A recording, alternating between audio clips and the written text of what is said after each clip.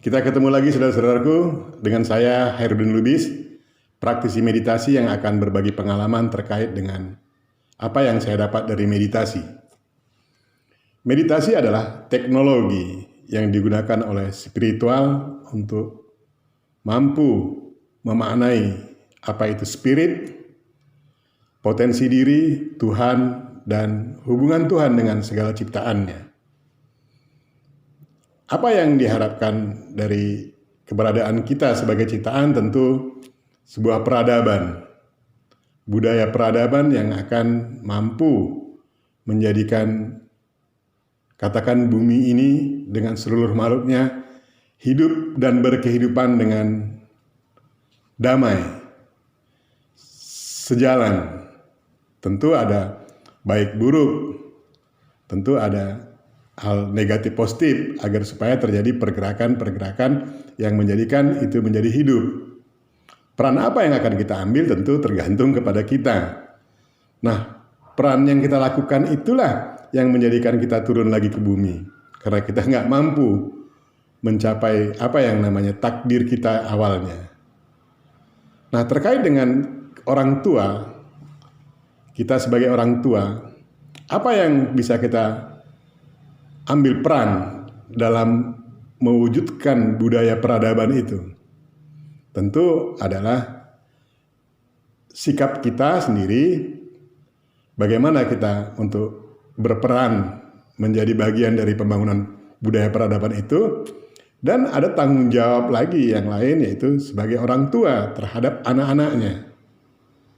Hubungan kita dengan anak-anak kita tentu sangat erat terkait fisiknya. Kita sudah pernah diskusikan itu, bagaimana hubungan kita orang tua dengan anak kita terkait fisiknya. Jiwa sudah sebuah ketetapan yang tidak terhubung dengan fisik kita, karena itu adalah sesuatu dari percikan Tuhan yang ditempatkan pada fisik kita. Fisik itulah yang perlu kita siapkan terkait dengan kehadiran anak-anak kita. Kapan kita mulai untuk menjadikan anak-anak kita bisa berperan positif terhadap budaya peradaban ke depan? Tentu dimulai dalam kandungan. Dimulai dalam kandungan. Banyak anak-anak yang lahir, mohon maaf, cacat secara fisik maupun secara mental setelah dilahirkan. Ada dua hal yang saya pahami dari hal ini. Yang pertama, memang karena sebab akibat apa yang pernah dilakukan masa lalu sehingga dia menjadi, katakanlah, cacat. Yang kedua adalah peran ibu. Ibu harus hati-hati ketika janin mulai tumbuh kembang dalam rahim sang ibu. Ayah juga demikian, harus merawat ibu dengan baik. Bukan hanya fisiknya, tapi perasaannya, rasanya perlu diperhatikan. Sang ibu juga gitu, sangat terkoneksi dengan bayi yang ada dalam kandungannya. Akhlak dan karakter anak itu sangat ditentukan oleh usia dalam kandungan hingga 9 tahun. Disitulah peran orang tua yang betul-betul harus maksimal, baik terkait dengan sikap dan memperlakukannya dan keilmuannya juga. Begitu dia lahir, dia akan belajar, anak-anak itu akan belajar untuk menumbuh kembangkan fisik dan mentalnya. Mentalnya terkait dengan rasanya, nafsunya, egonya, akalnya, pikirannya, dan segala aspeknya. Fisiknya, tumbuh kembang fisiknya supaya tumbuh kembang fisiknya baik, normal, dan tidak terganggu. Fisik, pertumbuhan fisik sangat penting bagi perkembangan hidup dan kehidupan seorang manusia. Contoh sederhana, sakit gigi aja kita nggak bisa mikir. Sakit gigi nggak bisa kita mikir. Artinya apa? Tidak produktif kita. Diharapkan kita menjadi produktif untuk membangun peradaban itu. Nah, untuk bisa kita berperan aktif tentu perlu kecerdasan. Perlu kecerdasan, perlu pemahaman, perlu pengertian, perlu mengetahui, dan segala macamnya. Itulah peran orang tua yang sangat dibutuhkan. Karena kenapa? Dasar budaya peradaban itu terletak pada usia di bawah 9 tahun. Sejak dari kandungan hingga 9 tahun. Itu dasarnya. Dan kita sebagai orang tua bertanggung jawab untuk membentuk fisiknya. Maksud fisik itu begini. tumbuh kembang fisik tentu terkait dengan tumbuh kembang mentalnya, karena mental itu juga fisik. Jiwa tidak ada masalah dengan kelahiran itu, dia tetap aja memiliki sebuah data yang harus dia laksanakan. Ya tinggal masalahnya fisik beserta pikiran ini bisa nggak terkoneksi dengan jiwa itu, dengan kesadaran jiwa itu. Oleh sebab itu peran ibu dan ayah dan keluarga lingkungan dari anak yang baru dilahirkan ini sangat amat menentukan. Contoh sederhana, ketika hak tumbuh kembang fisik anak ini terampas oleh kita karena kita tidak tahu bagaimana membangun komunikasi dengan anak-anak kita, maka ke depan anak-anak ini sudah dipastikan dia akan merampas yang bukan haknya dalam berbagai kesempatan. Kalau dia mempunyai kesempatan yang lebih luas, maka dia akan melakukan hal-hal yang juga lebih luas. Kita lihat di jalanan, antrian tidak tertib, lampu merah dilanggar, jalur busway ditabrak, banyak berbagai hal. Lebih parah lagi kalau kita lihat di media sosial. Saya kemarin ada beberapa hari yang lalu melihat postingan saudara kita di grup kita, Ibu Irene Rahmayanti ya kalau tidak salah ya. Dia memposting tentang keberadaan seberapa cerdas bangsa kita ini secara rata-rata. Saya shock nih. Saya shock. Kenapa saya shock? Karena kecerdasan bangsa kita ini tingkatnya hampir sama dengan simpanse, kalah dengan Singapura, Amerika, Korea dan segala macam. Terlalu rendah sekali. Makanya dari yang saya dengar di postingan itu, makanya model komunikasi di media sosial ini tidak begitu smart. Dan dia sebagai literaturnya gambarnya ada simpanse dan memegang handphone smart. Handphone bisa smart, tapi tergantung siapa yang memegang handphone itu sehingga menjadi bermanfaat. Ngeri sekali kita. Bangsa yang memiliki potensi yang luar biasa, tapi kita tidak memiliki sumber daya yang mumpuni untuk itu. Saya berpandangan, spiritual berpandangan, ini kesalahan sejak dasar dari kandungan hingga usia 9 tahun. Kita belum menyentuh itu. Kita belum menetapkan sebuah kurikulum bagaimana orang tua harus mendidik anaknya, bagaimana orang tua berkomunikasi dengan anaknya. Belum ada ketetapan itu sebagai bangsa yang bernegara. Pemerintah belum menetapkan itu. Kita baru mengejar tentang stunting. Stunting untuk fisik iya, tapi saya pikir itu tidak jalan keluar yang betul-betul smart. Tapi jalan keluar yang betul-betul smart adalah mulai didik dari 0 sampai 9 tahun. Saya berharap ini sebagai anak bangsa nih,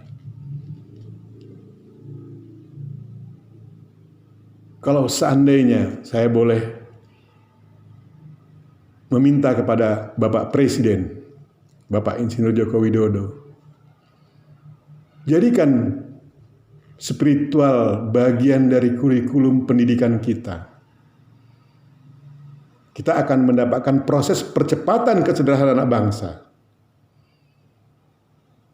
Barangkali kita, para spiritualis, bisa menyumbangsihkan pengetahuan kita untuk membentuk kurikulumnya paling tidak. Harus bagaimana kita untuk menghadapi itu? Untuk meningkatkan kecerdasan bukan dengan jalan konvensional. Karena kita sudah 70 tahun sudah melalui jalan konvensional, kita bangun bangsa ini.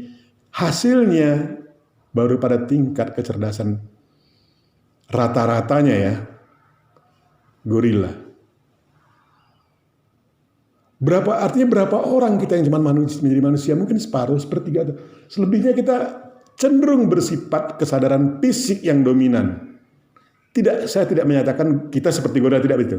Tapi itu nilai banding dari kajian. Kajian tentu Mbak Irin dapat dari browsing-browsing yang dapat dipercaya.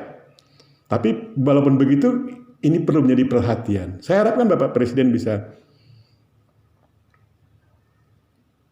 mengimplementasikan apa yang menjadi harapan anak bangsa melalui pendekatan yang tidak konvensional. Mungkin perlu diuji coba. didengarkan kami untuk direpresentasikan, kemudian kita bikin sampel-sampelnya. Kalau ini bisa terjadi, kita nggak perlu waktu beratus-ratus tahun untuk memperbaiki kecerdasan bangsa kita. Saya berpandangan malah sekitar paling lama 40 tahun kita sudah bisa menjadi bangsa yang smart, bangsa yang betul-betul taat nilai. Sedih rasanya kita ketika ada pemimpin agama, pejabat negara yang paham agama, paham hukum negara, paham hukum adat, paham hukum, melakukan korupsi. Miris kita. Jadi itu hanya sebuah permohonan kami sebagai anak bangsa. Ya, kami tahu akses ini sulit untuk dijangkau oleh Bapak Presiden, tapi paling tidak kami sudah sampaikan. Alam akan menyampaikannya, dan hanya itu yang bisa kami lakukan sebagai spiritualis yang paham betul bagaimana membangun kecerdasan melalui pendekatan meditasi. Spiritual itu sendiri yang kami pahami adalah upaya untuk menggali potensi diri, spirit yang ada di dalam diri, Tuhan, dan hubungan Tuhan dengan ciptaannya. Dengan demikian, ketika kita memahami ini, kita ajak sebagai manusia yang berbangsa, bernegara, dan beragama. Kita tidak akan merepotkan sebagai anak bangsa terhadap pemerintahan yang berdaulat. Kembali soal bagaimana orang tua harusnya berlaku kepada anak-anaknya. Orang tua memang harus tahu bagaimana membangun komunikasi. Karena anak-anak ini selalu berlawanan dengan apa yang kita harapkan. Jangan ke kiri, dia ke kanan. Jangan main air, dia malah nyebur sungai, dan lain sebagainya. Di ruang ini tentu kita tidak bisa diskusikan secara detail bagaimana mendidik anak itu. Tapi paling tidak, mohonlah menjadi perhatian kita, karena itu tonggaknya itu. Siapa sebetulnya tonggak budaya peradaban yang sesungguhnya? Yang pertama petani, karena anak-anak kita perlu asupan makanan yang berkualitas.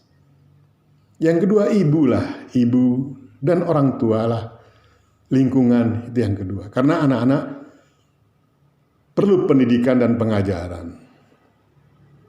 Perlu dia tahu tentang ilmu, perlu juga tahu tentang teladan-teladan yang akan membangun karakternya. Selain dari itu, berikutnya adalah para guru.